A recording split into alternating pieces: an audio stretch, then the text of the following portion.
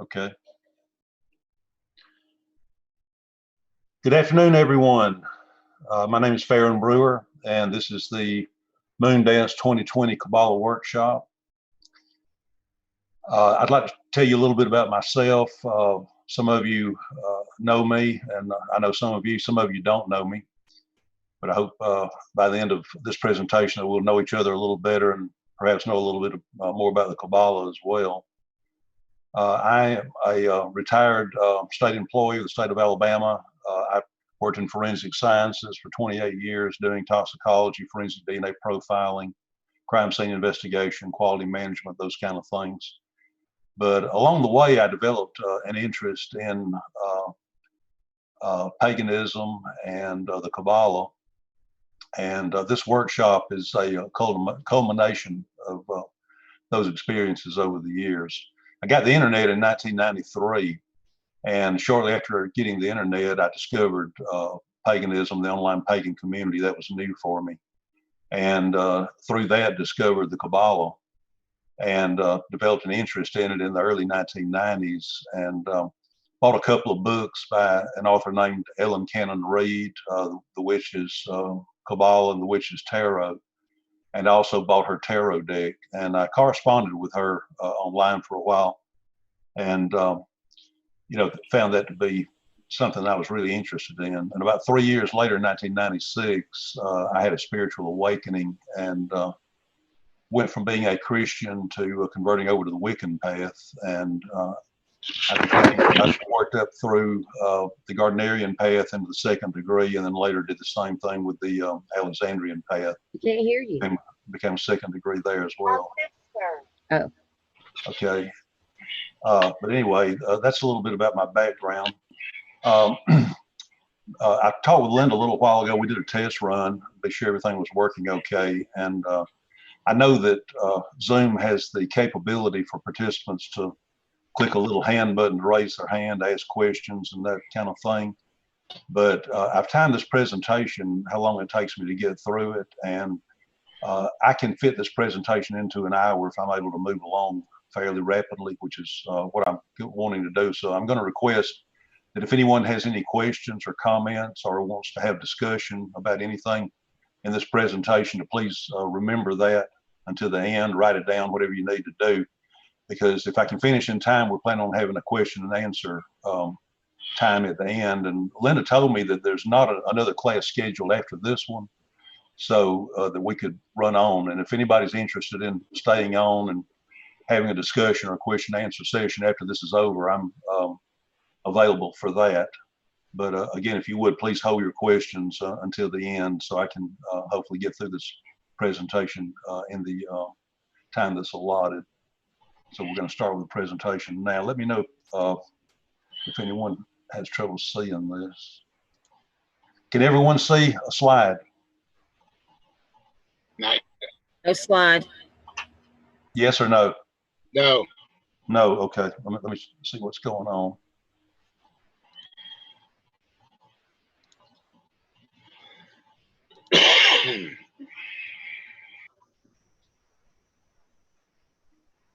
There it goes. Yes. Can you see it now? Yes. Okay. Okay. So anyway, this is the Qabala workshop. I am Faron Brewer, and this is a diagram of the Qabala, also called the Tree of Life.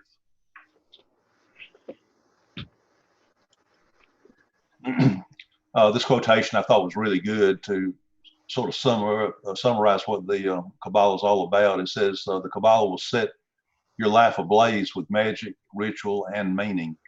And it can do that. I think it has done it for a lot of people. There have been people who devoted their entire lives to it, written a lot of books about it, and it's something that a lot of people have found value with over a lot of years.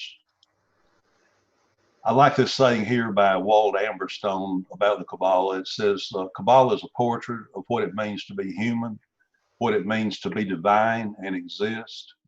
That is what the theory of Qabala is meant to accomplish. And tarot is that exact portrait done as a deck of cards. It is a portrait of the workings of the invisible. this is the outline we're going to be working from today. I have this entire presentation uploaded online, and there's a link that's available for that. It'll be it's posted on the Discord group, and if it hasn't already been posted on Facebook, we'll make sure that it gets there on the Moondance 2020 group. But anyone who wants to is welcome to click on that link, and you can download that presentation and hopefully get some value. So it won't really be necessary to take notes today, because you're going to have, if you download this, you'll have all the materials I'm going to be presenting today. I have an introduction. I'm going to talk a little bit about what the Qabala is. It is a model of the universe that describes energy's behavior. It's been described as a filing cabinet for the universe. It's also a belief system that explains the nature of God, the universe, or all that is. You know, different spiritual paths have different names for that. The Abrahamic paths, Christianity, Judaism, and Islam call it God, and they have different names for him. The Jews call him Yahweh, the Christians call him Jehovah, and the Muslims call him Allah. The scientists such as Albert Einstein, Stephen Hawking, you know, different ones like that refer to it as the universe. And within some of the Eastern pantheons, such as Zen Buddhism, they call it all that is. Okay, one might wonder, why should we study the Qabala? You know, what could you possibly gain from it? There's several reasons. The first is that it is a way to understand the universe and your place in it. It can be a religious aid if you're someone who's prone to religion. It can be a medication, a meditation tool using a process we call path working. It can be used as a magical system, and it can help us to understand the tarot and other systems and how they're all related. Okay, I'm going to talk a little bit about the history of the Qabala. And the spelling of the Qabala is very important because it denotes different schools or different paths of the Qabala. The first, I wanted to talk a little bit about ancient history so you can see how the Qabala fits into that. If you were to ask, you know, say a dozen different people what order these different events and people in this ancient history timeline that I have here occurred, you'd probably get as many different answers from them as you would get people, because most everybody thinks they know ancient history, but when it gets right down to it, very few people are all that familiar with it. And the reason I chose these particular dates or time frames out of ancient history is because they relate very directly to the Qabala and to the discussion that I'm going to have about it today. And so for our ancient history timeline, we're going to start with the year 9500 BC, almost 10,000 years ago. And that was Plato's date for the sinking of the continent of Atlantis. A lot of people think Atlantis is just a legend. You know, there's still some that believe that, but a lot of scientists acknowledge that there was probably a continent of Atlantis. And Plato actually mentioned it in one of his books. And a lot of other authors did too. So there's good reason to believe that it probably did exist. The next is the year 4004 BC. Sunday, October 23rd, 4004 BC to be exact. That is the date that the Catholic Bishop Ussher, who lived back during the 17th century, gave as the date of the biblical creation of the world based on the Old Testament chronology. According to Bishop Ussher, Adam and Eve were driven from paradise on Monday, November the 10th, 4004 BC. So he got it down to the exact date, according to him. Moving right along, the next date is the year 3760 BC. That was the start of the Jewish calendar, you know, their year one. 100 BC was the date for the beginning of the Egyptian civilization. As you know, the Egyptians were a very important ancient civilization that discovered a lot of important things that were passed down to future civilizations, such as astrology, numbers, medicine. You know, a lot of the things that we take for granted today had their origins for us beginning with the Egyptian civilization.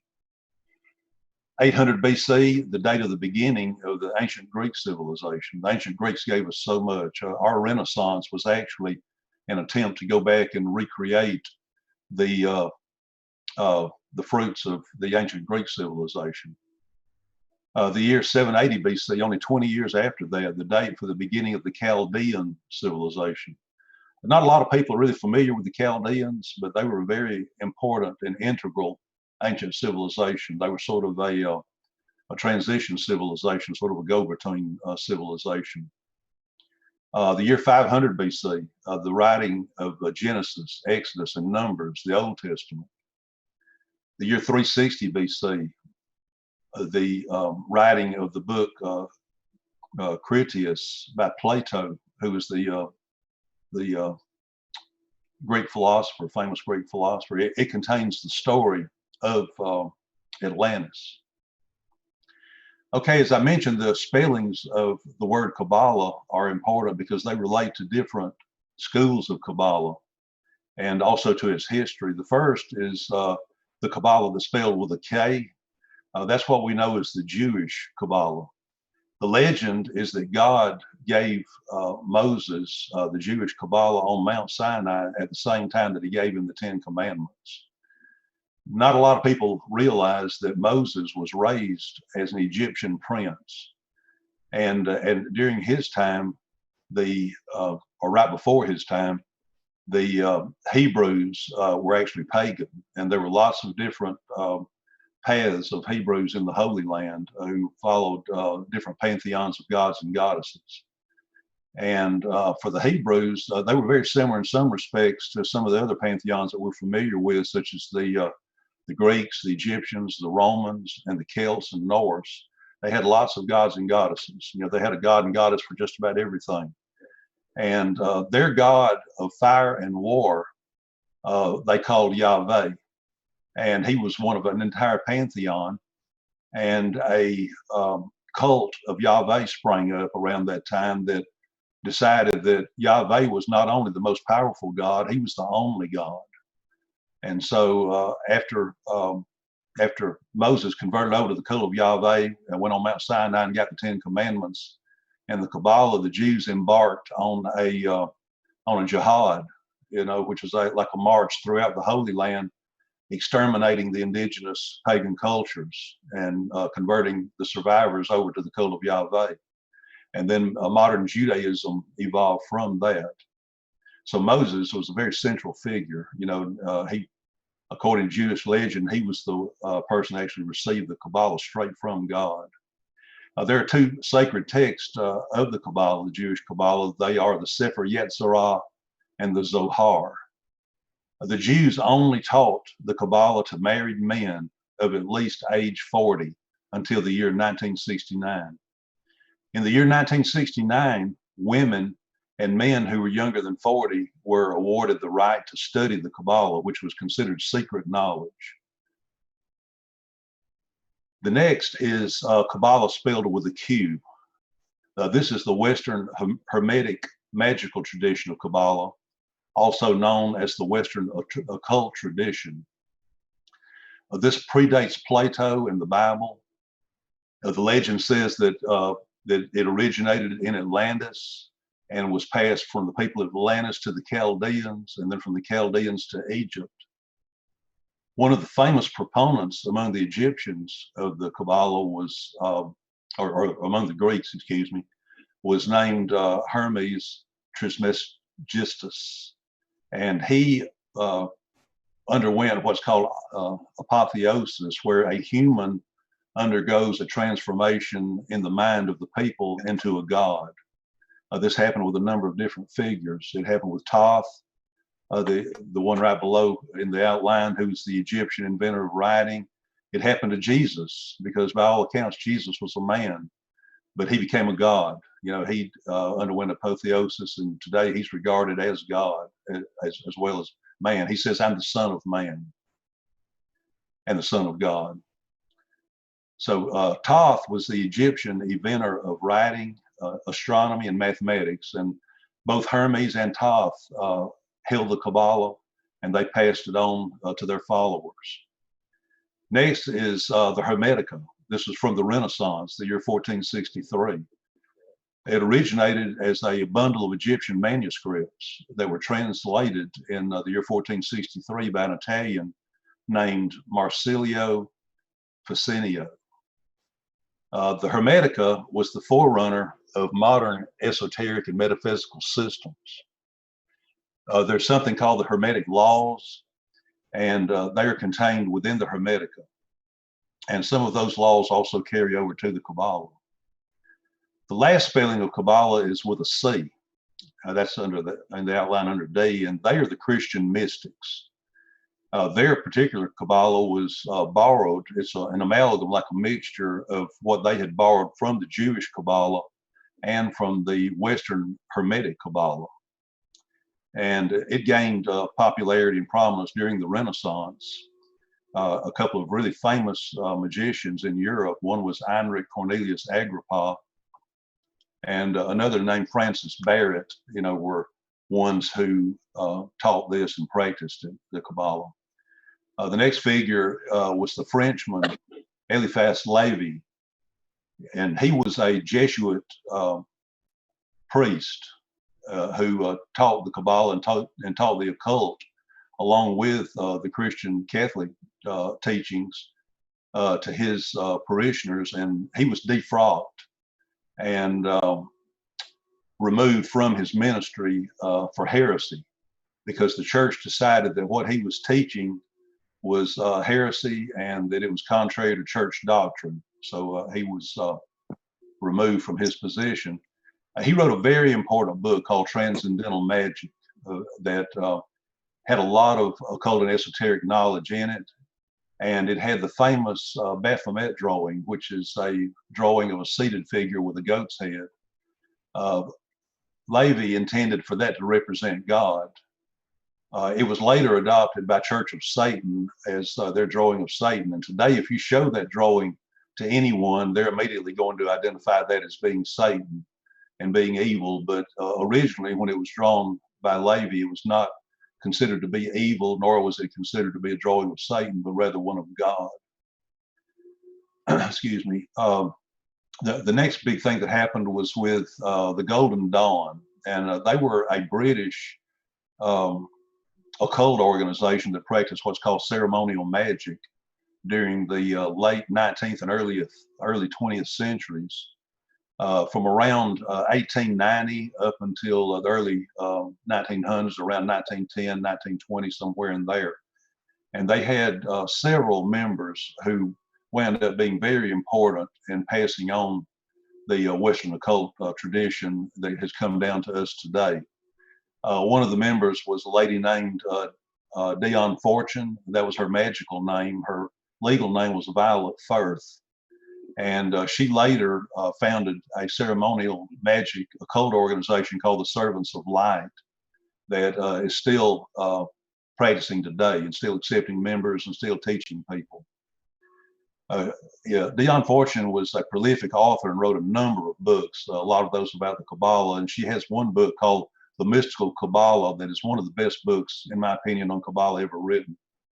Another member of the Golden Dawn was Israel Regardie. He also wrote a number of books on Qabala, and his books are very well regarded. Next is A.E. Waite of the famous Rider-Waite Tarot deck. This is the tarot deck that most people are really familiar with. Waite took the Golden Dawn teachings that had come down pertaining to the Qabala, and Rider drew drawings to illustrate those, and that's how we got the Rider-Waite Tarot deck. It wasn't by any means the first tarot deck. Those go way on back into the Renaissance. I think the earliest known deck is from somewhere around the year 1100 or the year 1200, somewhere in there. So it's been around a real long time, but the Rider-Waite Tarot is probably the most popular tarot of all time. And a lot of it is because of the interpretations, because Waite came up with the modern interpretation of the tarot cards as it relates to the Qabala. Next is Aleister Crowley, a very famous and notorious magician, one of the greatest magicians of all time. He founded a ceremonial magic organization called the Ordo Templi Orientis, or also known as the OTO. There are a lot of different representations of the Kabbalah. There's one concept that shows up over and over whenever you start studying anything to do with religion, and it was brought out by a very famous author and mythologist named Joseph Campbell. He wrote a book called The Masks of God. And Joseph Campbell was familiar with all mythologies from all cultures. And what he noticed was that every culture, whether it's primitive tribes that are, that people discover in remote parts of the world, or anything else, any religious path that you want to think of, they all want to put some kind of face on deity. They want to put faces on gods or on God, so they'll have a way to relate to it more directly. And these representations of the Kabbalah are a way of doing that, because it's a way for people to relate to the Kabbalah in a way that their minds can understand. And we showed the Tree of Life diagram a little bit earlier. That's called Jacob's Ladder. We'll look at that some more. That's the most popular and widely known representation of the Kabbalah. Another one is as a man or a woman, as in Leonardo da Vinci's man diagram. Another is the world tree, known as Yggdrasil from the Norse pantheon. Also chakras from Hinduism. And also the Seal of Solomon and the Star of David from Judaism. A lot of people don't realize that King Solomon in the Old Testament, besides writing some of the books of the Bible, he was also regarded as one of the greatest magicians of all time. He wrote 2 grimoires called the Greater and Lesser Keys of Solomon. And he had a ring that had a pentagram on it that he was famous for, that supposedly allowed him to control demons. The next representation of the Kabbalah is concentric circles. This is the Druidic model. A lot of people are interested in the Celtic and Druidic paths. And in the ancient world, a lot of this knowledge was universal, but a lot of different spiritual paths and cultures had different symbols for it and different interpretations of it. The Druids had their own, but it happens to correspond very closely and very directly with the Jewish Kabbalah. The next is the Triquetra. That is the familiar 3-figured Celtic knot motif from Celtic culture that a lot of people identify with as the representation of the triform goddess, Mother Maiden Crone. The next is the pentacle, the 5-pointed star. It's a very ancient symbol, as a matter of fact. Another is the staff of Hermes. We mentioned Hermes from the Greek pantheon. And he had a staff that was also a symbol of the Kabbalah.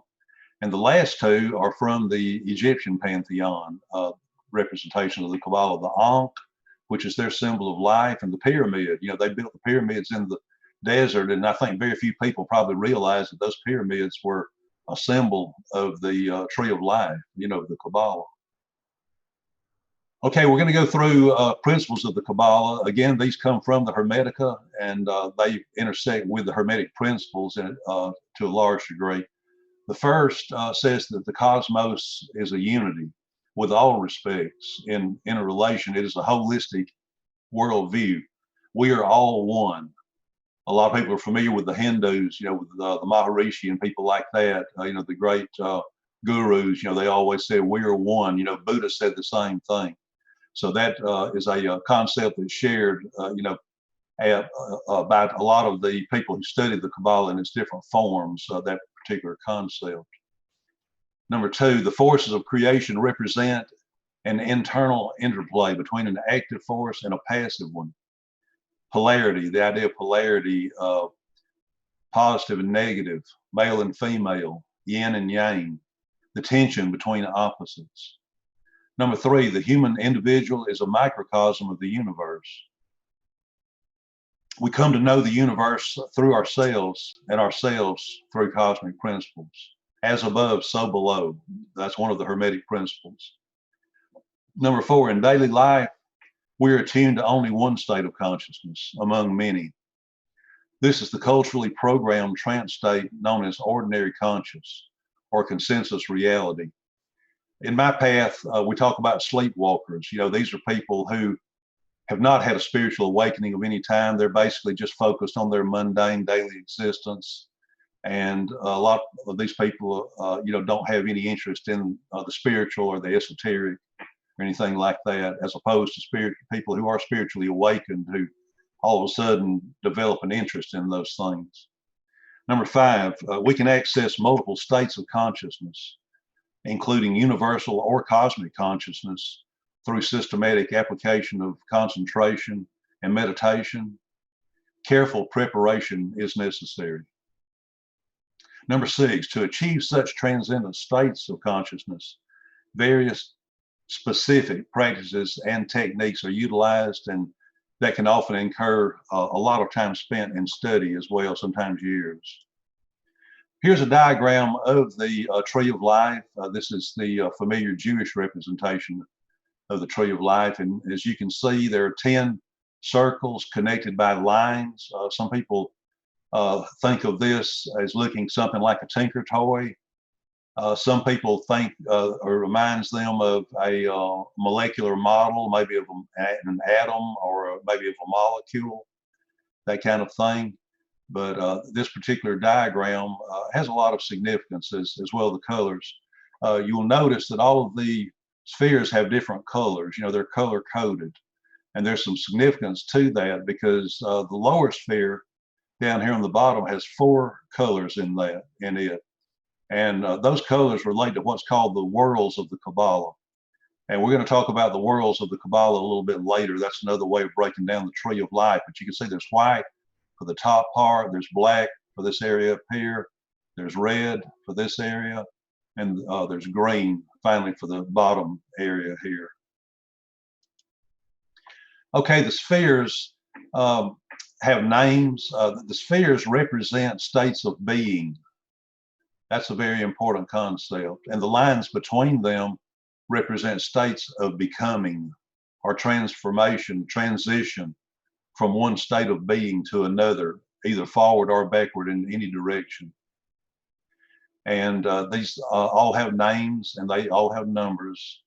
I'll go ahead and pronounce those quickly, because repetition is good. And to help you learn about the Qabala, we'll be talking about these spheres a good bit during this presentation, and I'll mention them again. Number 1 is Kether, 2 is Chokmah, 3 is Binah, 4 is Chesed, 5 is Geburah, 6 is Tifereth, 7 is Netzach, 8 is Hod, 9 is Yesod, 10 is Malkuth. Okay, the Qabala is often represented this way. And here we have the tree superimposed against 3 pillars. The one on the left is colored black. It's known as the feminine pillar. And the spheres that are on it are associated with the divine feminine, associated with the goddess. The spheres on the white side, on the white one, is called the masculine pillar. And the spheres there are associated with the masculine and with God energies. The one in the middle is like union of opposites, and it's considered to be asexual. Really, it's called the middle pillar. This is the Seal of Solomon. The representation of the man here, that's intended to be Solomon, and inside a 6-pointed star. And that 6-pointed star is also known as the Star of David. And both of those have a lot of significance to Jews and to the Jewish school of Qabala. If you will notice, it's surrounded by a serpent that is swallowing its tail. And that is called Ouroboros. It's an ancient pagan symbol of eternity. Sort of like the number 8 turned sideways, it symbolizes infinity. Within the circle is the 6-pointed star, and the points on it can be related to the Qabala with the numbers of the spheres 0 through 10, 1, 2, 3, 4, 5, 6, 7, 8, 9, 10, like that. So the Seal of Solomon and the Star of David are both symbols of the Qabala, representations of it. Next is the familiar diagram of the pentacle done by Leonardo da Vinci that has the man, the outstretched man, superimposed on it. And that also makes a very nice yoga position. In my daily yoga workout, I lay on the floor, and this is one of the poses that I go through. But the six-pointed star of the pinnacle symbolizes man. It can symbolize the goddess. It symbolizes the Qabala. Here you can see the tree of life superimposed on top of the pentacle. Again, the triquetra, we mentioned this a little while ago. This is the Celtic knotted motif that can also be related to the Qabala. You could find the different spheres of the Qabala and place them on the triquetra if you wanted to do that.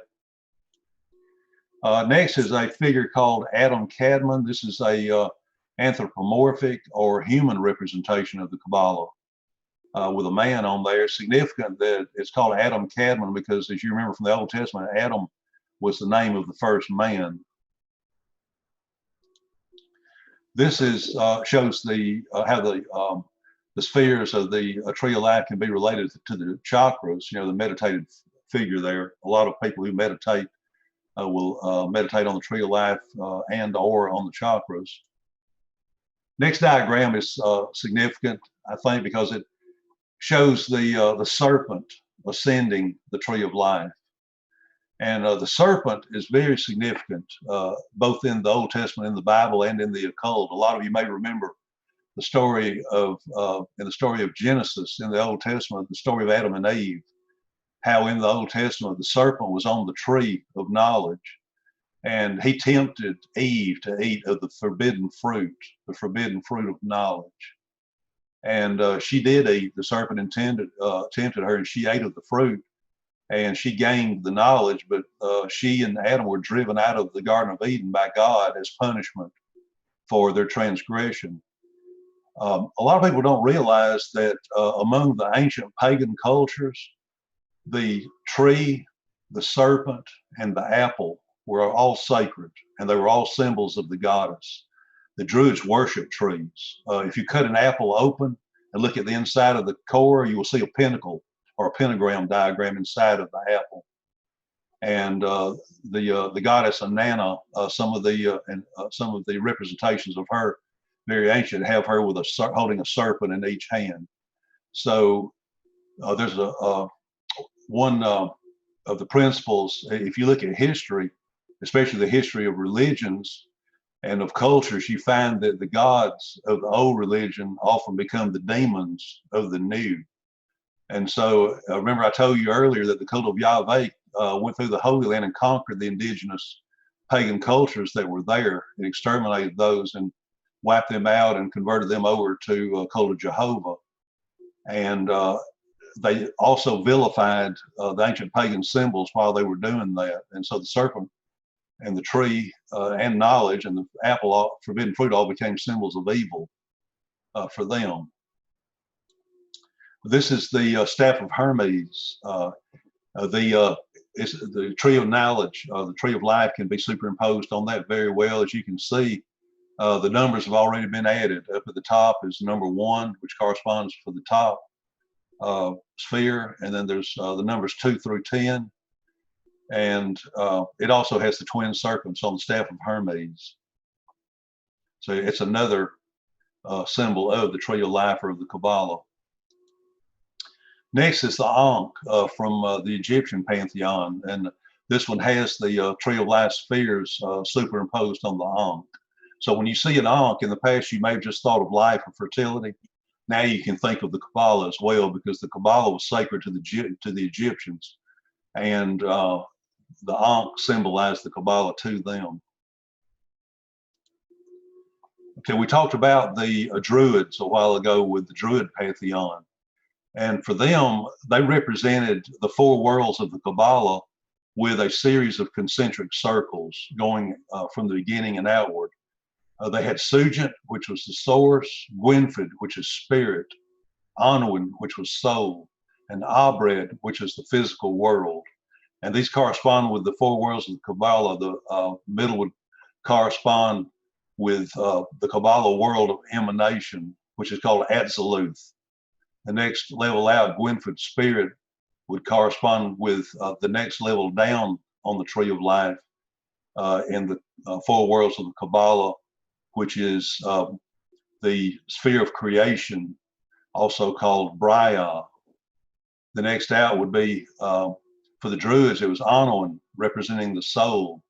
For the four worlds of the Qabala, it would be the sphere known as Yetzirah, which is the world of creation.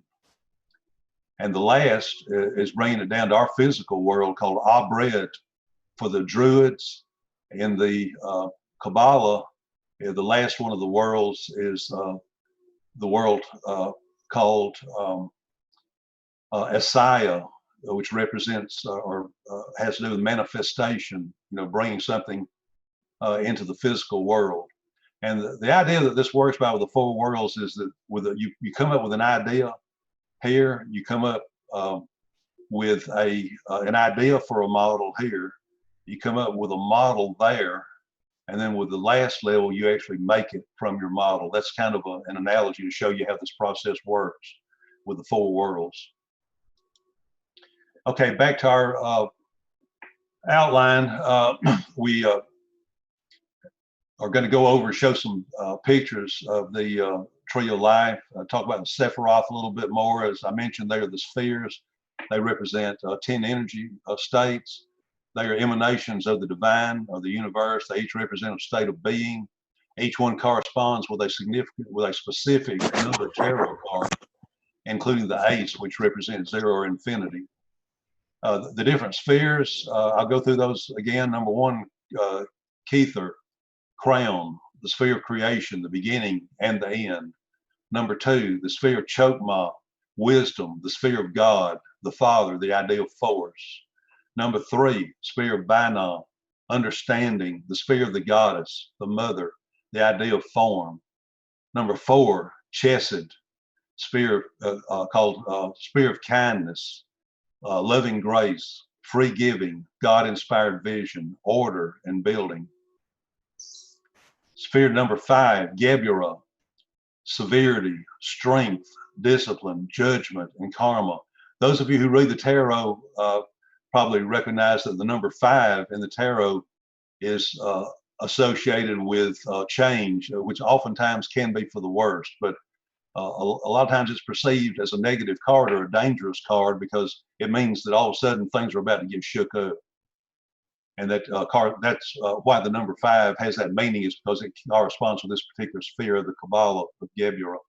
Number 6, Tifereth, beauty, balance between Chesed and Gebura, compassion, harmony, and light. We said that everything can be placed on the Qabala. So if you were to take Jesus and place him on the Qabala, he would fit in this sphere number 6, for compassion, harmony, and light. Sphere number 7, Netzach, eternity, victory, endurance, peace, love, creativity, the arts. One joke that I used to make is if you were to decide you want to stick hippies on the tree of life, here's where you would put them. They would go in Netzach because they were all about peace, love, the arts, those sorts of things. Next is number 8, Hod, splendor, learning, science, books, the internet, words, rituals, humor, ideas. Here's where you put gamers. If you want to put drugs on there, marijuana, whatever, they would go in this sphere. Ideas basically is where that goes, processes of the mind. Sphere number 9, foundation. This is the sphere of the moon, the astral plane, potential. If you want to put an unborn child on the Qabala, here's where it would go, because that unborn child is full of a lot of potential. Last sphere is number 10, Malkuth, the kingdom. This is the sphere of manifestation of all that is physical. It includes 4 quadrants, which correspond with the 4 worlds. Next is the paths. There are 22 paths that lead before the Sephiroth spheres. Each one of those represents a state of becoming or changing from one state to another between those spheres. Eliphas Levi was the first person to assign correspondences between the Tree of Life and with the tarot, as far as is known. Next is the sphere of Doth. That's a sphere that's not talked about a whole lot. It represents the abyss. It is the sphere between the spheres of Tifereth and Kether, and it's often left out of the Kabbalah teachings due to the danger associated with it. And I'll illustrate some of the potential danger and some of the historical danger of that sphere during this presentation, just to give you an illustration of it. It is the path straight through the abyss, or through Doth, is up the middle pillar. It goes from Tifereth up to Kether, and that path corresponds to the High Priestess card in the tarot deck. The Clipoth are behind the sphere of Doth, and the tree has a mirror image. Some would call it the trees of life's evil twin. It's given names such as the tree of death, the tree of evil, the tree of darkness. And the warning is that beware, here there be demons. And this story is going to illustrate that. I'm going to talk about Aleister Crowley's famous 1909 ceremonial magical working in the desert. As I mentioned, Aleister Crowley was a very famous magician. A lot of people would consider him, probably him and Solomon, to be the foremost magicians of all time.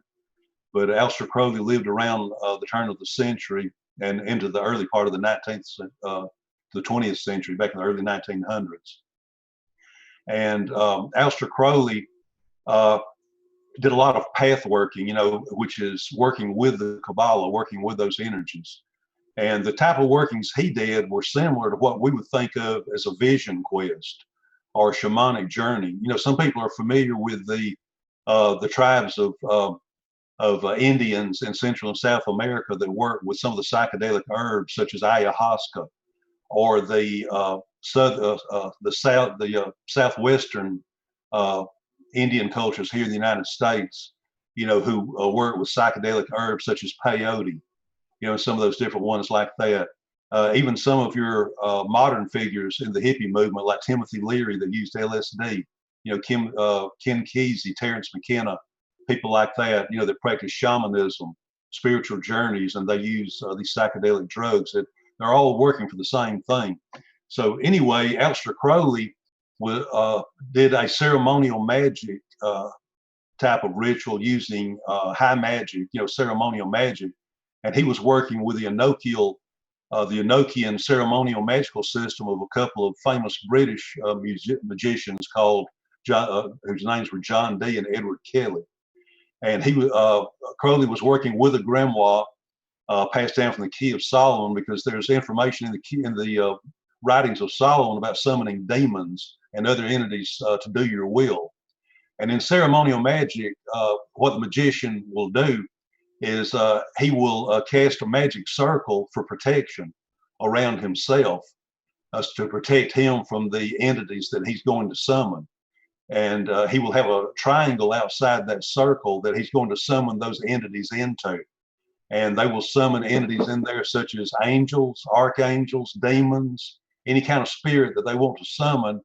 And the idea is that they're going to command them to perform magic for them or to do their bidding for them, whatever it is they want to accomplish. There's some famous stories that were written, Paradise Lost, Dante's Inferno, different ones like that, where in fiction, Goethe, where some of these famous magicians would try to summon these entities. Dr. Faustus, that's another good example, where they would try to summon these entities, and sometimes they would become victims of them.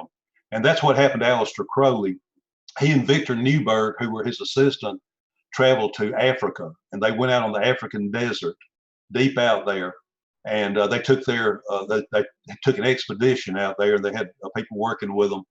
And they went out there, and when the astrological significance was right, they cast their magical circle, and they were inside it, and they had a triangle outside that, and they were going to summon a demon in that. And the reason, what Goley's idea was, he wanted to do a path working between the sphere of Tifereth, which is the Sephiroth number 6 in the middle, up to Kether, which is number 1.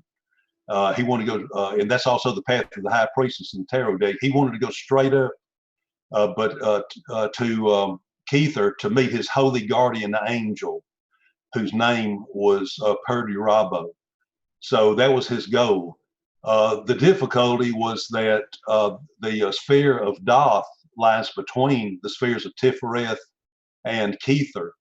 And so he was going to have to cross Doth, and Doth lies over the tree of death that's inhabited by the Cliffoth, which are the demons in that pantheon. And the sphere of Doth was being guarded by a very powerful demon named Coranzon. And so Crowley knew that he was going to have to meet and do spiritual battle with Coranzon. He was going to have to defeat him if he could get past him and get up to meet Perdurabo up in number 1 and meet his holy guardian angel. So that was his vision quest. So he and Victor Newberg took a lot of drugs. They went through a lot of preparation. They were performing a very, very technical, advanced, high magical ritual in order to do this. Okay, so Crowley was expecting that when Coranzon materialized into that triangle, he was going to appear as as a horrible, ugly demon.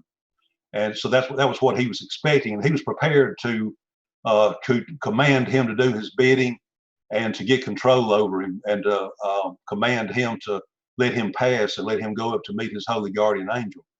Crowley was surprised, though, what actually happened when he conjured Coranzon into the triangle. Coranzon showed up as a beautiful woman, an incredibly beautiful woman, with a very, very beautiful, persuasive voice. And she talked with Crowley for a while, and she persuaded Crowley to leave the circle and to get into the triangle with her. And so Crowley made a terrible mistake doing that. So immediately when he stepped outside the protective circle and got into the triangle with Coranzon, Coranzon reverted back to the horrible demon state and did battle with Crowley and defeated him right there and possessed him. And so Crowley, later on, when he wrote about this, he said in a way he lost the battle because he was possessed by Coranzon, and that he was the only individual who could have exorcised Coranzon from him. And since it had taken control of him, it wouldn't allow him to do that. So he was possessed by the demon for the rest of his life. But the trade-off was that it did let him on by after it took possession of him, and it let him go up to meet his holy guardian angel, Perdurabo. So he got to do both. But that's a significant story, a historical story of the risks involved in working with ceremonial magic and in working with the Qabala.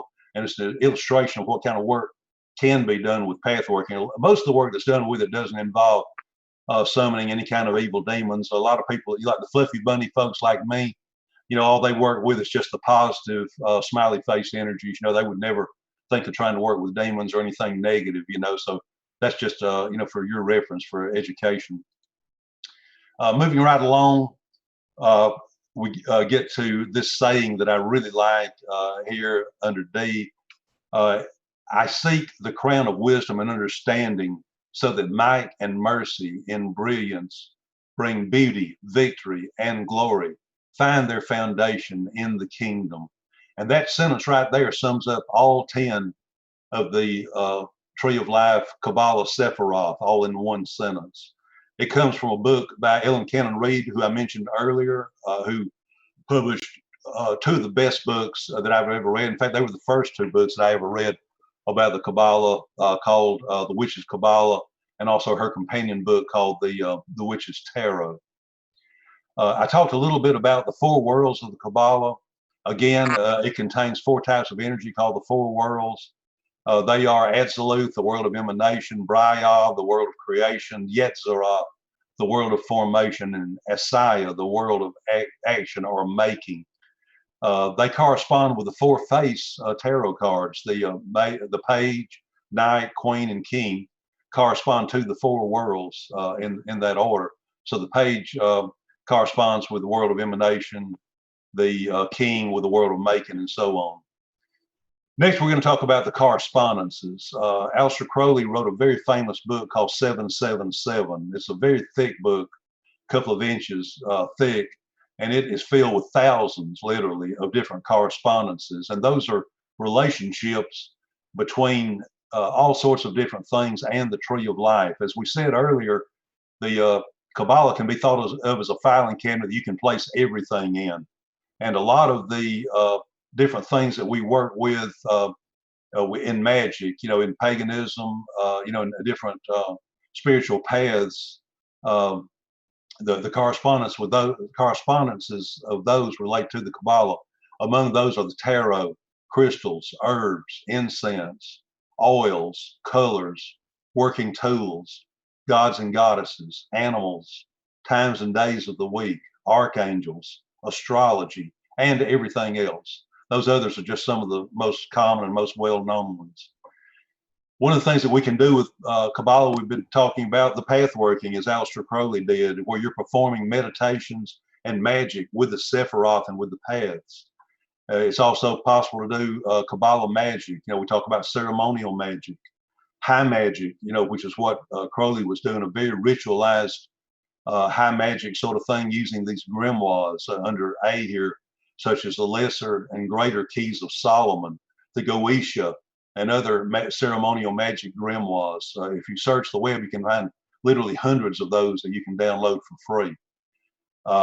And there's two different types of magic. This ceremonial magic is what's known as high magic.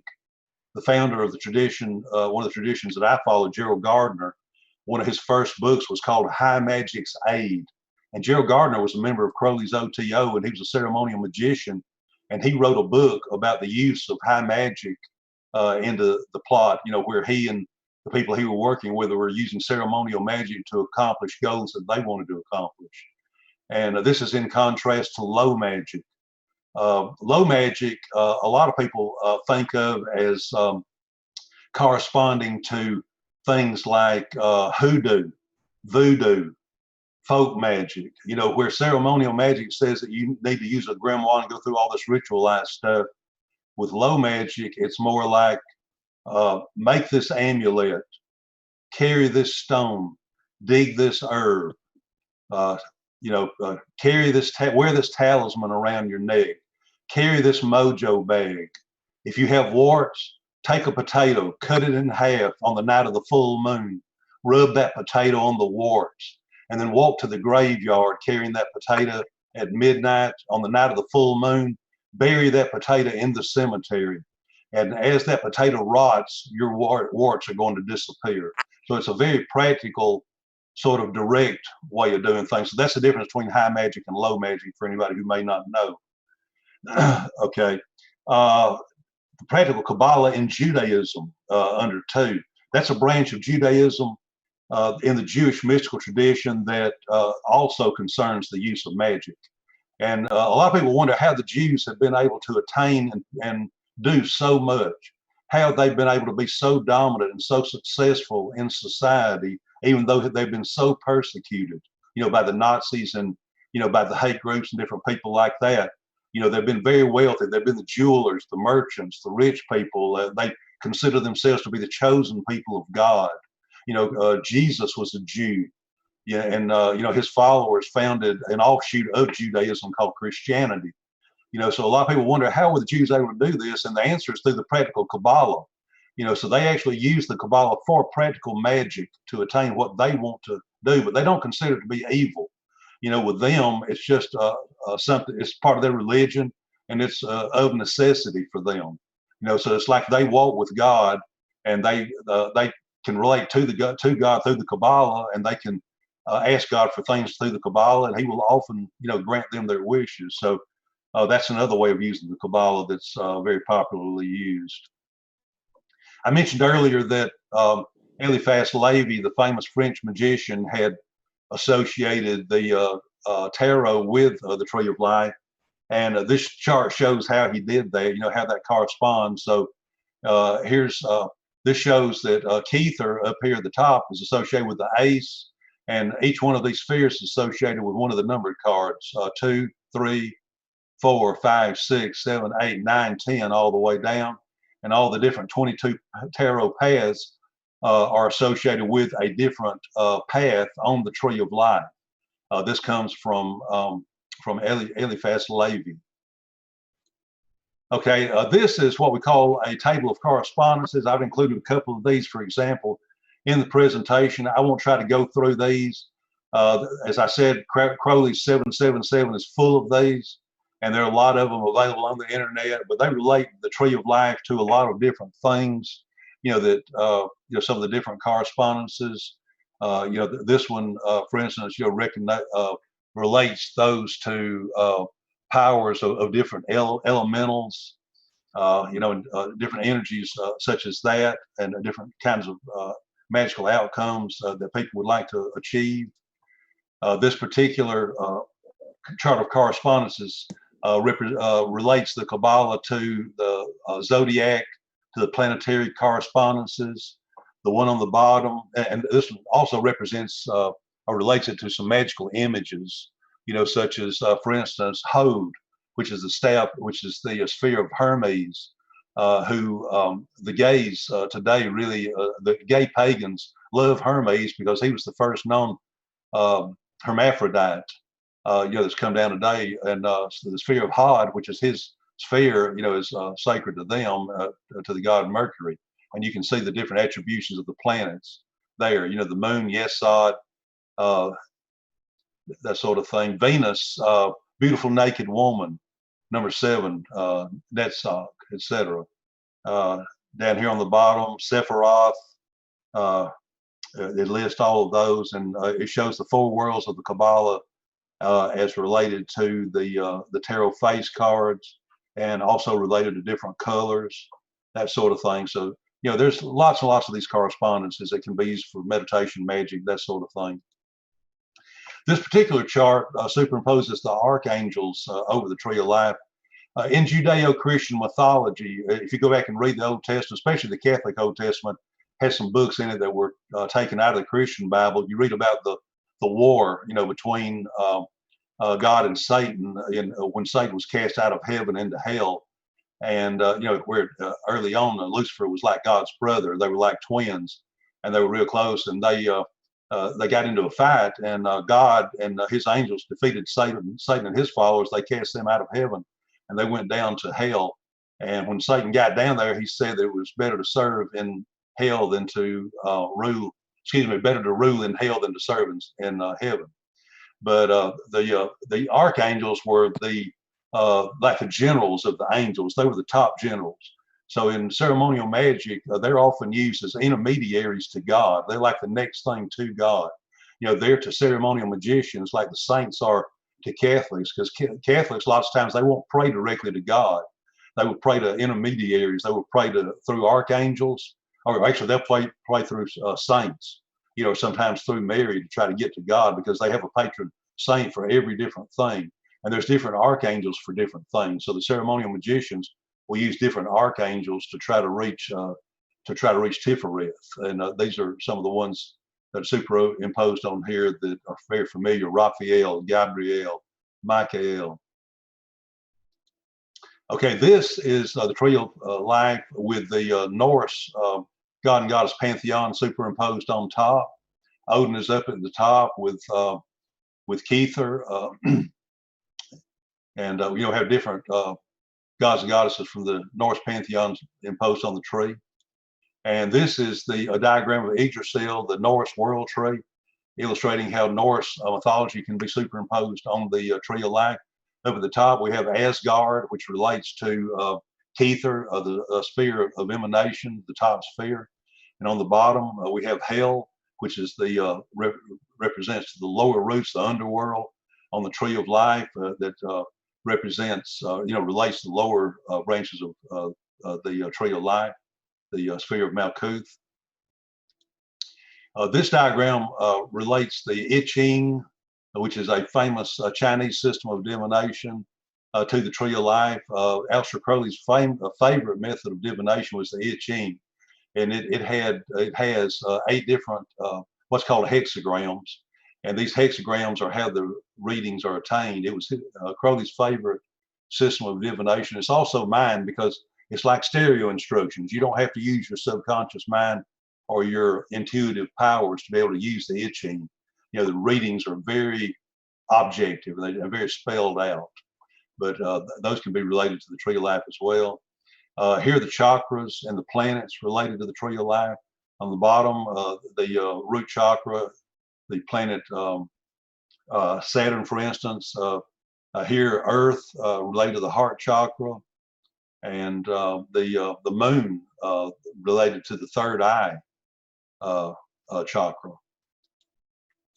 This diagram here represents the mirror images of the tree of life up top, with the dove flying, symbol of peace, symbol of God, and on the bottom the tree of death that has the demons on the tree of death. On the right, you've got a man fighting with a skeleton. On the other side, you have the Green Reaper, and then hovering overhead, there's a raven, symbol of death. So this represents a mirror image of the tree of life and the tree of death.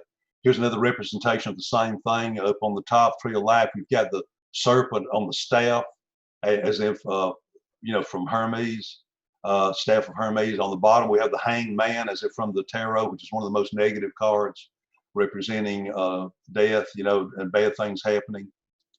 And this is a actual diagram of the tree of death, which has the demons superimposed on there. We've got Satan on there, Beelzebub, demons such as Asmodeus that are famous, Ashtaroth, Baal, Lilith, different ones like that. As I mentioned a while ago, the gods of the old religion become the demons of the new, and gods like such as Lucifer, Ashtaroth, and Lilith, and Baal, they were not demons originally. They were gods in some of these ancient pagan pantheons that were conquered by the cult of Yahweh.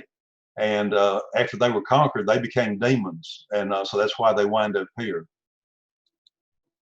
Okay, back to the outline again. Don't have a whole lot more. Magic with the Qabala. Magic with the Qabala is using correspondences and magical methods to cause change to occur in conformity with the will.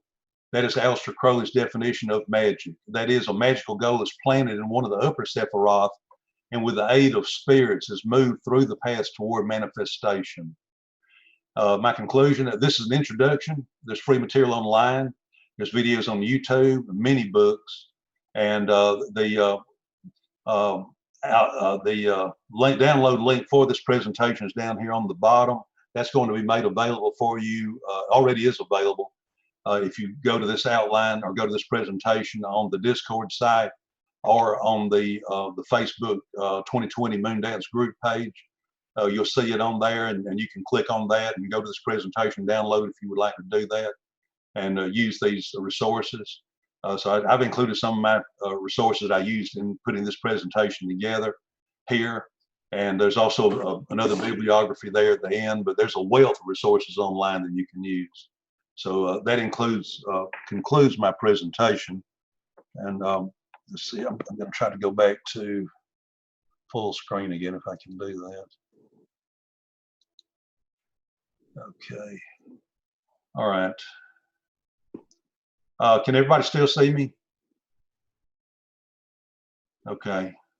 Yes. Okay. Yes. Go ahead. At this point, I'm going to take questions if anybody has any, or if there's any topics anybody wants to discuss, we can do that. We have a little bit extra time. We ran over a little bit, but I understand there's not a class coming on after this one, so we have some extra time if anybody wants to talk about anything. Does anybody have any questions or comments? I have an observation that I found was fascinating. Both in the Seal of Solomon, the diagram of the Seal of Solomon, and in several, you had the representation of a towel, which you called the staff. The vertical and the horizontal line on top of it, which it was my understanding also represented, or the same representation as the Ankh. Yes.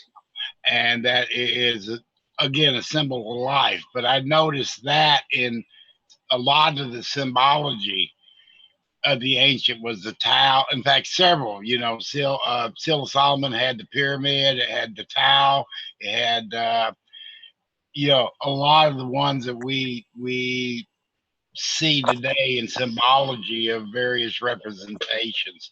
I mean, yes. That's just an observation on my part. Yes, yes. And one comment I would make, I learned something new the other day. I mean, we learn new things all the time. In researching this, one thing that I saw, that I ran across, I didn't include in the presentation, but Abraham in the Bible, the man, a lot of people don't realize it, but he was a magical person. I mean, these different paths that you mentioned, he was interested in a lot of different esoteric paths that came from a lot of different cultures, a very learned man. And his grandson, who was Jacob, founded the 12 tribes of Israel, that wound up becoming the 12 tribes of Judaism. But Abraham was a patriarch in the Old Testament, and he was a very magical person. I mean, he, was not a Jew, because Judaism didn't exist at that time. The ancient pagan Hebrews, there were a lot of them that were the magical people and had esoteric knowledge as well in the ancient world. So I think a lot of people's ideas about, we tend to categorize things a lot, and I think that a lot of people don't realize some of those things. I was blown away when I first learned about King Solomon being the most famous magician of all time and wearing a ring with a pentagram on it that allowed him to control demons. And he was an author of some of the books in the Old Testament, and one of the important figures in the Bible and in Judaism. I was kind of blown away by that, but there's a lot of stuff like that. The more you learn, the more you see how these different paths and concepts are interconnected. We followed angelic amongst the other paths that we do. We also follow this angelic path, which uses the Qabala. Yeah. And within that, we have a technique using tuning forks. Yes. That are associated with the angelic and the therapists. Yes. That we can go through and do, I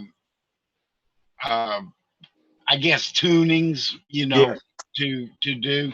And what I found interesting with this is that I don't see too much where vibration tunes, tuning forks, vibrations. For me, everything is vibration. Yes. The magic, the consciousness, the dream state. I mean, everything, every part of the body is a vibration. And a lot of the tuning fork things that we use are to help get back to a more pure vibration, like a chakra vibration tuning set. Yes. But we have one with the both with the angelic and with the therapists. And what I'm interested in is I don't see too much on, where all the therapists are involved with color and, their correspondences. Yes. I would be interesting if you have these sources on what their vibrations are. Yeah, that information, I guarantee you, is online. You mentioned the tuning forks. A lot of people who are into working with the chakras, the Buddhists, will work with these singing bowls that have different frequencies, and they perform the same purpose as those tuning forks to help them tune in on specific energies for the chakras. I've got one CD by a man named Jonathan Goldman. Very, very good. It's called the music of the chakras, and he does that on there. He has sounds that are created by these tuning bowls that correspond, and when you listen to those, the intent is that you meditate on the different chakras as you listen to those, and it helps you attune with those energies. Thank you. All right, anything else? Okay, well, thanks everyone for joining in today. We didn't have a whole lot of participants, but the presentation, as I say, is being made available online. So if anybody else wants to see it, I understand that Max has recorded this, and hopefully, Max, if you could send me a link to that, I'd like to be able to have that so I could watch the video again and maybe learn from my own mistakes, try to keep improving this. But okay, that'd be great. But anyway, thanks again. Faron. Thank you very much. It was very, very great. And I love that we have something to look at later. Thank you. Thank you. I appreciate that. Thanks. Thank you for everybody who joined in. I'm looking at participants that are both video and non-video. I can see eight participants. So that's pretty good because there's some non-video participants that we can't see their video. So there's at least a few people, but hopefully some more people will be able to join us. I know a lot of people are doing other things today, with some of the other things that are going on. So again, thank you for joining us today. At this point, I'm going to say goodbye. Thank you. And I'm going to be safe and stay well. With this pandemic going on, that's the reason we're doing this via video conference. I hope maybe the pandemic will be under control enough that we can resume moon dance. Fall fling again in person. But I think Linda's prepared to do that the same way we're doing this by Zoom meeting. If we have to do that, I'm not sure whether or not the COVID is going to be under control well enough to resume in-person meetings or not at that point or not. But anyway, thanks all of you. Present at that fall fling. I'd love to hear some more from you. Okay, thank you so much. Pleased to meet you, and thank you so much for participating in this. And y'all have the rest of your good weekend. Hope you enjoy the rest of Moon Dance. Thank you. Peace, love, and light. Bye, everyone.